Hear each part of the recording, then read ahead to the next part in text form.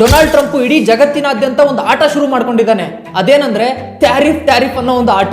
ಆ ಕಡೆ Donald Trump tariff ಆಟ ಆಡ್ತಿದ್ರೆ, ಈ ಕಡೆ ನಮ್ಮ ಭಾರತ ಸೈಲೆಂಟ್ ಆಗಿ ಬೇರೆ ಬೇರೆ ದೇಶಗಳ ಜೊತೆಗೆ ಟ್ರೇಡ್ ಅಗ್ರಿಮೆಂಟ್ ನ ಮಾಡ್ಕೊಳ್ತಿದೆ. ಅದಕ್ಕೆ ಬೆಸ್ಟ್ ಎಕ್ಸಾಂಪಲ್ ಅಂದ್ರೆ ನಮ್ಮ ಭಾರತ ಯುನೈಟೆಡ್ ಕಿಂಗ್ಡಮ್ ಜೊತೆಗೆ ಒಂದು ಟ್ರೇಡ್ ಅಗ್ರಿಮೆಂಟ್ ಮಾಡ್ಕೊಂಡಿದೆ. ಈಗ ನಮ್ಮ ಭಾರತ ಹಾಗೂ ಯುಕೆ ಮಧ್ಯೆ $50 ರಿಂದ $60 ಬಿಲಿಯನ್ ಟ್ರೇಡ್ ಆಗ್ತಿದೆ. ಇದನ್ನ ನೆಕ್ಸ್ಟ್ ಬರೋ 5 ವರ್ಷದಲ್ಲಿ ಡಬಲ್ ಮಾಡ್ಬೇಕಂತ ನಮ್ಮ ಭಾರತ ಹಾಗೂ ಯುಕೆ ಪ್ರಯತ್ನ ಪಡ್ತಿದೆ. ಅದಕ್ಕೆ ಟ್ರೇಡ್ ಡೀಲ್ ಕೂಡ ಮಾಡ್ಕೊಂಡಿದೆ. ಇದು ಒಂದೇ ಎಕ್ಸಾಂಪಲ್ ಅಲ್ಲ.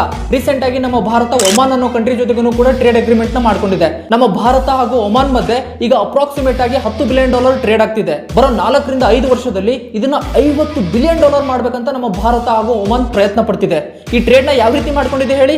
ಒಮಾನಿಗೆ ಫೇವರ್ ಆಗುತ್ತೋ ಇಲ್ಲೋ ಗೊತ್ತಿಲ್ಲ, ನಮ್ಮ ಭಾರತಕ್ಕಂತೂ ಹೆವಿ ಫೇವರ್ ಆಗುತ್ತೆ ಈ ಟ್ರೇಡ್ ಡೀಲ್ ಇಂದ. ಆ ಕಡೆ ಟ್ರಂಪ್ ಟ್ಯಾರಿಫ್ ಅಂತ ಕುಗಾಡ್ತಾ ಇದ್ದಾನೆ. ಈ ಕಡೆ ನಮ್ಮ ಭಾರತ ಸೈಲೆಂಟ್ ಆಗಿ ಸ್ಟ್ರಾಟಜಿಕ್ ಆಗಿ ಒಳ್ಳೊಳ್ಳೆ ಕಂಟ್ರಿ ಜೊತೆಗೆ ಟ್ರೇಡ್ ಡೀಲ್ ನ ಮಾಡ್ಕೋತಿದೆ. ಇದನ್ನೆಲ್ಲ ನೋಡಿದ್ರೆ ನನ್ಗೇನ್ ಅನ್ಸುತ್ತಂದ್ರೆ, ವೈಟ್ ಹೌಸ್ ಕೂಡ ನಮ್ಮ ಭಾರತದ ಮೇಲೆ ಹಾಕಿರೋ 50% ಟ್ಯಾರಿಫ್ ನ ಕಡಿಮೆ ಮಾಡಿ ನಮ್ಮ ಭಾರತದ ಜೊತೆಗೆ ಬೇಗ ಟ್ರೇಡ್ ಡೀಲ್ ನ ಮಾಡ್ಕೋಬಹುದು ಅಂತ ನನ್ಗನ್ಸುತ್ತೆ. ಇದ್ರ ಬಗ್ಗೆ ನಿಮ್ಗೆ ಏನ್ ಅನ್ಸುತ್ತೆ? ನಿಮ್ಮ ಅಭಿಪ್ರಾಯನ ಕಮೆಂಟ್ ಸೆಕ್ಷನ್ ಅಲ್ಲಿ ತಿಳಿಸಿ.